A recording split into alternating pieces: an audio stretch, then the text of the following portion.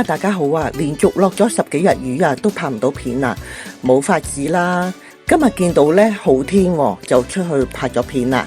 今日啊嚟到呢一個公園，其實咧我咁多年都係第2次嚟呢一個公園嘅咋，所以咧翻嚟就 Google 一下啦，做咗一條片。原來剛剛開始嗰時，呢度都有好多資料睇噶，但係而家全部都關閉咗啦，有啲可惜。但係咧時代嘅變遷就冇法子啦。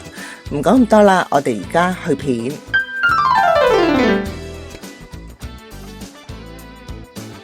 荃灣賽馬會德華公園，簡稱係德華公園，係香港一座中式嘅園林公園，位於荃灣市中心嘅可拜村舊址，佔地約莫1.63公頃啊。由香港賽馬會贊助興建啊。第一期係1989年10月28號完工。第2期就係1995年完工啊！賽馬會德華公園係由康樂及文化事務署管理，係香港政府推介嘅拍攝外景場地。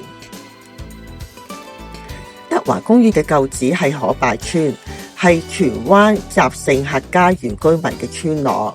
原村建於18世紀至到19世紀，之後喺現址興建德華公園。而當時嘅可拜村搬遷到而家國瑞路，改名為可拜新村。德華公園剛啟用嗰陣時，裏邊仲有個德華展覽廳同埋環境資源中心。呢兩個中心係由德華公園裏邊可拜村嘅古老村屋改建而成，樓高2層，以夯土、青磚、青瓦同埋杉木建造而成嘅。面積約莫400平方尺。1986年，由古物古蹟辦事處宣布為香港嘅法定古蹟啊。位於樓下嘅展覽廳喺關閉之前，係展示新界傳統私塾教育演變為至鄉村教學嘅歷史資料。環境資源中心係1997年開辦，由政府同埋私人團體合辦。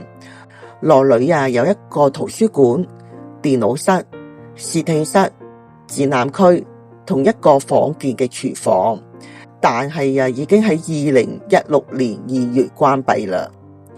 公園裏邊仲有一座義章陳公祠，建於光緒2年啊，為紀念陳氏27世祖陳義章而建嘅。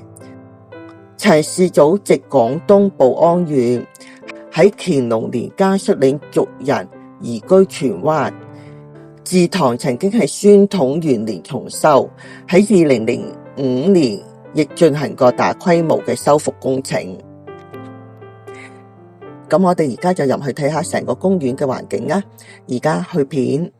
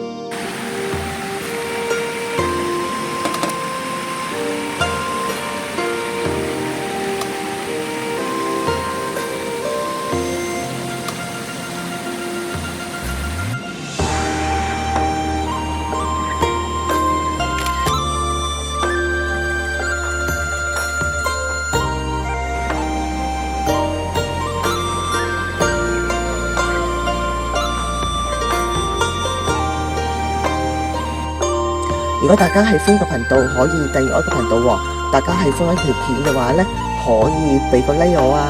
我嘅資料係喺網上邊同埋 AI 搜尋㗎。如果資料有錯漏嘅話，或者要補充嘅話呢，記得喺下邊留言喎，大家都可以分享到嘛。如果大家想了解更多租或者買賣嘅話，就電郵俾我啊。好啦，唔講咁多啦，下條片見，拜拜。